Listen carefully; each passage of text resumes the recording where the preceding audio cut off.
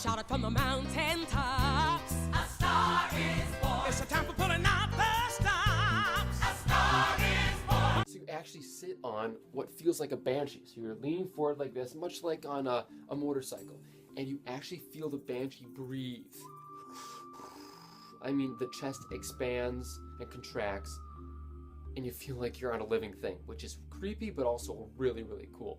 And you fly through Pandora, followed by other Navi and Banshee. And so it's a very, very good and well done ride, except for the actor who sort of gets you set up to get connected to your avatar. I don't know what Disney was thinking about hiring him and keeping him on that process, but yeah, he really didn't do it for me. It was a little bit cringy. They could have casted a better guy. We also go to Hollywood Studios. Of course, we have to go on my favorite roller coaster, the Rock and Roller Coaster.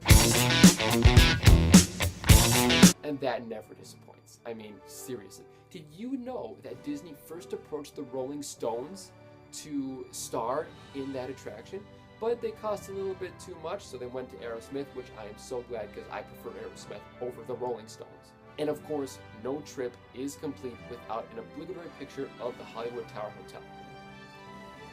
In its black and white glory, that's right. So after that, we hopped on Star Tours, and we were lucky enough to get all the scenes from the new sequel trilogy.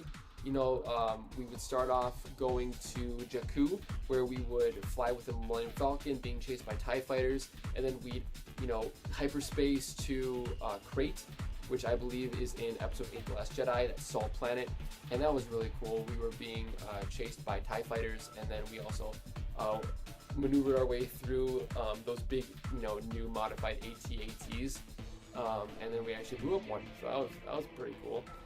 And then after that, we sped on over to Canto Bight, or I don't even know, but it was definitely a new world, and that was really fun to experience because I've gone through all the other iterations of Star Tours just because I've gone there so many times, I've done the ride so many times because I love it, and it was cool to see, you know, all of the sequel trilogy scenes just put together into one Star Tours ride. And of course, I went on Toy Story Midway Mania. That is my favorite ride in all of Hollywood Studios. And I've definitely gotten better at Midway Mania, but I've somewhat plateaued. I usually get around 215,000 points.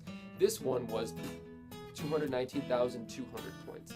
So that's one of my highest, and I'm still looking, like, how can I break 300,000 even, because it says like, oh, you know, daily score, you know, and then weekly and then monthly best, it's like over 500,000. I'm like, how do they do that? And what is their accuracy?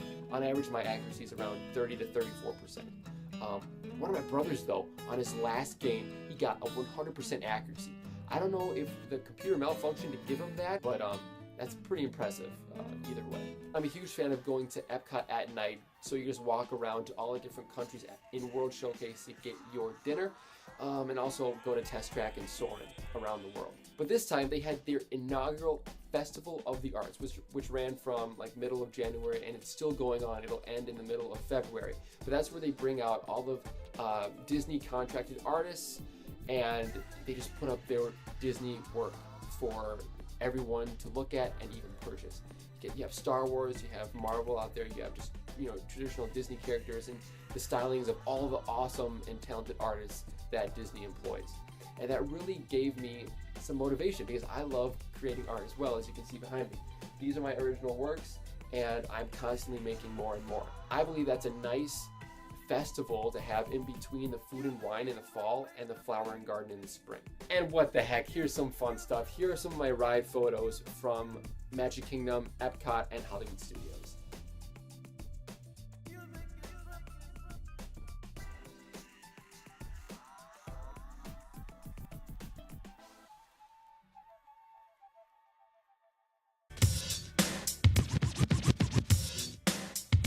And of course, all good things come to an end, so on the last day, I took a monorail from Bay Lake to Polynesian to get some Tonga toast. That's right, my favorite breakfast in all of Disney World, and maybe even the world.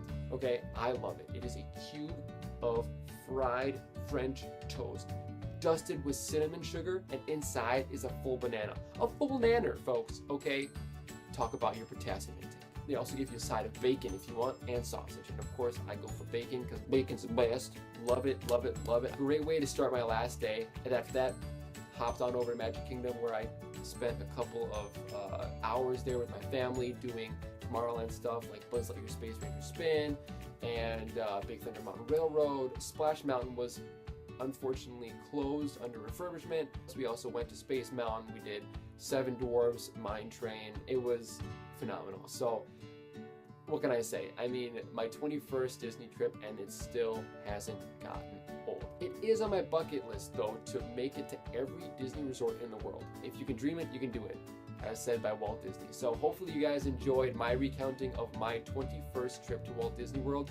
Let me know when you are going, if you have gone, and what's your favorite park at Walt Disney World in the comments below. If you like this video, don't forget to like, comment, and subscribe to your magical source on everything Disney, the Disney Detective.